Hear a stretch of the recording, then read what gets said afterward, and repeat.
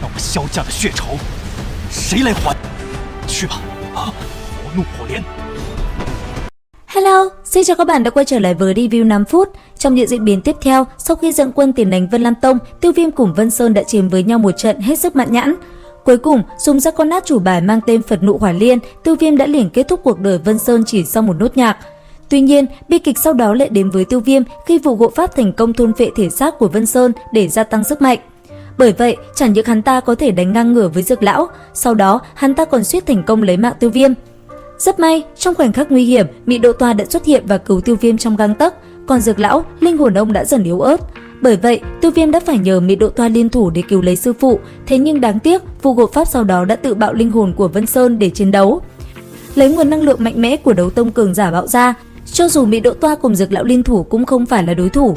Cuối cùng, dặn dò Tiêu Viêm một vài việc quan trọng, Dược Lão cũng đành phó mặc số phận và để vụ hộ pháp bắt đi. Còn Tiêu Viêm, anh ấy cũng gặp phải nguy hiểm rất lớn khi vụ hộ pháp định bắt luôn cả anh ấy. Rất may, Tử Nghiên đã xuất hiện kịp thời và ngăn chặn vụ hộ pháp. Lúc này, Tiêu Viêm đã rất tức giận, anh ấy muốn lao lên trả thù, thế nhưng trong tình huống đó, Mị Độ Toa đã cản anh ấy lại. Còn vụ hộ pháp biết mình không thể làm gì Mị Độ Toa, hắn ta cũng đành rời đi. Tuy nhiên ở phía xa, Nạp Lan Yên Nhiên đang rất oán hận. Bởi vậy, cô ta muốn cùng Tiêu Viêm giao chiến. Thế vậy, Tiêu Viêm liền lao lên, cầm trọng xích, anh ấy liền đánh bay Nạp Lan Yên Nhiên chỉ trong giây lát. Chứng kiến chuyện này, Vân Vận ngã gục, cầm trường kiếm trong tay, nàng liền kết thúc sinh mệnh của mình. Rất may, Tiêu Viêm đã cản lại. Sau đó, Tiêu Viêm dõng dạc tuyên bố, sau 1 tháng phải giải tán toàn bộ Vân Lam Tông, nếu không, tất cả sẽ bị xóa sổ. Và tất nhiên, Vân Vận cũng không còn lựa chọn khác, bởi vậy, nàng hứa với Tiêu Viêm sau 1 tháng sẽ toàn bộ giải tán. Còn Tiêu Viêm, sau khi sắp xếp tất cả mọi thứ, thu lấy thể xác Vân Sơn, anh ấy cũng liền thu quân rời khỏi Vân Lam Tông ngay sau đó. Thời gian qua đi, sau trận chiến, vết thương trên người Tiêu Viêm rốt cuộc cũng hồi phục được phần nào. Và ngay lập tức, anh ấy cũng liền tính toán mọi chuyện để có thể cứu được Dược Lão. Cùng với đó, anh ấy cũng gây dựng cho mình một thế lực mới. Tuy nhiên, trong lúc Tiêu Viêm đang sắp xếp mọi thứ thì Vân Vận đã cho Nạp Lan Yên Nhiên tới tìm Tiêu Viêm để gặp mặt lần cuối. Và tất nhiên, Tiêu Viêm cũng chẳng thể từ chối. Nhanh chóng đi theo nữ nhân kia, Tiêu Viêm cuối cùng cũng gặp được Vân Vận. Biết nàng sẽ rời đi khỏi Gia Mã Đế Quốc, Tiêu Viêm đã rất cố gắng níu kéo. Thế nhưng, Vân Vận có nỗi khổ riêng của mình. Cuối cùng, tặng lại toàn bộ tài sản thuộc về Vân Lam Tông cho Tiêu Viêm, Vân Vận liền tiến tới ôm chặt nam nhân kia một lần cuối.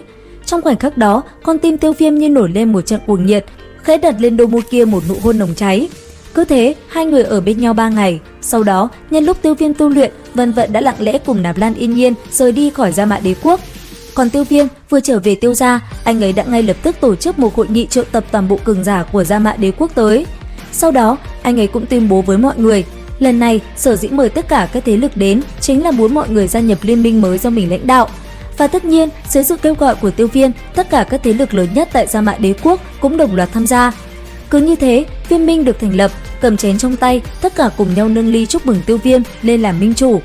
Thời gian qua đi, sau khi thành lập Viêm Minh, Tiêu Viêm rốt cuộc cũng có thời gian cùng Mị Độ Toa nói lời cảm ơn từ đáy lòng. Và tất nhiên, Tử Nghiên ở bên cạnh cũng có phần. Bởi vậy, giữ lời hứa, Tiêu Viêm cũng liền chuẩn bị luyện chế đan dược cho nàng. Thế nhưng, sau khi nghe nàng bí bách cầm một nguồn năng lượng lớn, Mị Độ Toa cùng Tiêu Viêm kinh ngạc, có lẽ nàng đã sắp tấn giai đấu hoàng. Cuối cùng, trò chuyện cùng hai người một hồi, Tiêu Viêm sau đó cũng liền tiến hành luyện chế đan dược cho nhị ca.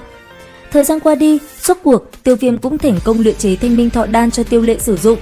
Không chỉ vậy, sau khi luyện đan xong, Tiêu Viêm còn cảm giác được mình cũng chuẩn bị đột phá bình cảnh. Bởi vậy, luyện chế xong đan dược cho Tử Nghiên cùng nhị ca, Tiêu Viêm cũng liền đi tới gặp 3 người Lâm Diễm, Liễu Kình và Lâm Tu Nhai nói lời cảm tạ. Không chỉ vậy, để cảm ơn 3 người, Tiêu Viêm còn tặng cho họ một viên đấu linh đan giúp họ gia tăng cấp bậc thêm 1 sao nữa. Cuối cùng, làm xong hết mọi việc, Tiêu Viêm cũng liền dẫn theo Tử Nghiên cùng Mị Độ Toa đi tới Ma Thú Sơn Mạch bế quan đột phá đấu hoàng. Và liệu rằng tiếp theo Tiêu Viêm sẽ đột phá như thế nào? Theo dõi kênh để biết thêm chi tiết nhé. Xin chào và hẹn gặp lại!